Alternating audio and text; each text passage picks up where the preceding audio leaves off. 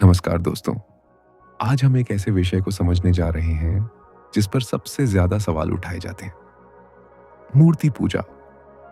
अक्सर कहा जाता है कि भगवान तो निराकार है, फिर मूर्ति की जरूरत क्या है। कई लोग इसे अंधविश्वास भी मान लेते हैं, लेकिन अगर हम इसे गहराई से समझें तो पता चलता है कि मूर्ति पूजा भावनाओं से ज्यादा समझ और विज्ञान से जुड़ी हुई है। मनुष्य का मन निराकार चीजों को सीधे नहीं पकड़ पाता।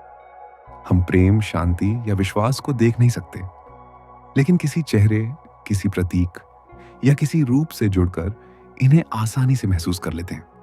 इसी तरह ईश्वर निराकार होते हुए भी मन को साधने के लिए साकार रूप में समझाए जाते हैं। मूर्ति उस निराकार चेतना को समझने का एक माध्यम होती है। सनातन धर्म में मूर्ति को साधारण पत्थर या धातु नहीं माना गया। प्राण प्रतिष्ठा के बाद वह एक ऊर्जा केंद्र बन जाती है। जिस प्रकार कुछ पदार्थ ऊर्जा को अपने भीतर संचित कर सकते हैं, वैसे ही मंत्र, धूप, दीप और नियमित पूजा से मूर्ति के चारों ओर एक स्थायी ऊर्जा क्षेत्र बन जाता है। यही कारण है कि मंदिर में प्रवेश करते ही मन अपने आप शांत होने लगता है और कई बार बिना किसी कारण आंखें नम हो जाती हैं। यह भावना नहीं, ऊर्जा का प्रभाव होता है। मूर्ति पूजा ध्यान का सबसे सरल रूप भी है। ध्यान में सबसे कठिन काम होता है मन को एक जगह रोकना।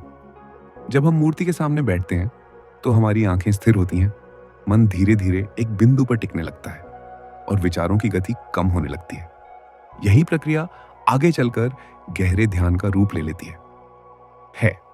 इसलिए कहा जाता है कि साकार से निराकार की यात्रा मूर्ति पूजा से ही शुरू होती है।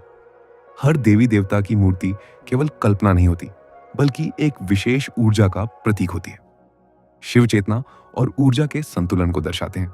गणेश बुद्धि और विवेक का प्रतीक है। लक्ष्मी समृद्धि और प्रवाह की ऊर्जा का रूप है और काली परिवर्तन तथा अहंकार के विनाश का संकेत देती है। जिस ऊर्जा की हमें आवश्यकता होती है, हम उसी रूप से जुड़ते हैं। जब मूर्ति के सामने मंत्र जपा जाता है तो ध्वनि, मूर्ति की स्थिर ऊर्जा और हमारे शरीर की कंपन एक साथ मिलकर रेजोनेंस बनाते हैं। यही कारण है कि मंदिर में किया गया जप अधिक प्रभावशाली महसूस होता है।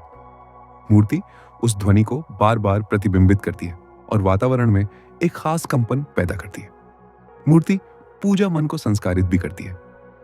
रोज पूजा करने से अनुशासन आता है, धैर्य बढ़ता है, कृतज्ञता की भावना विकसित होती है और अहंकार धीरे धीरे कम होने लगता है। पुराने समय में बच्चों को पूजा सिखाने का उद्देश्य केवल धार्मिक नहीं था, बल्कि उनके मन को शांत, संयमित और सकारात्मक बनाना था। शास्त्र कहते हैं कि शरीर ही मंदिर है, लेकिन भीतर के मंदिर तक पहुंचने से पहले बाहर के मंदिर की आवश्यकता होती है। मूर्ति पूजा हमें पवित्रता, एकाग्रता और श्रद्धा सिखाती है। जब ये गुण भीतर जागृत हो जाते हैं, तब बाहरी मूर्ति की भी आवश्यकता नहीं रह जाती। मूर्ति पूजा अंधविश्वास नहीं है।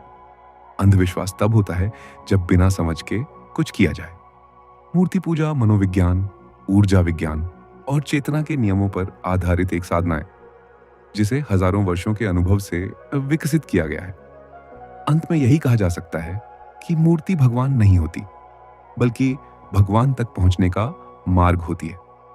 जो मूर्ति में ही अटक गया वह आगे नहीं बढ़ पाया, लेकिन जिसने मूर्ति के माध्यम से अपने भीतर ईश्वर को महसूस कर लिया, वही वास्तव में सनातन के मर्म को समझ पाया।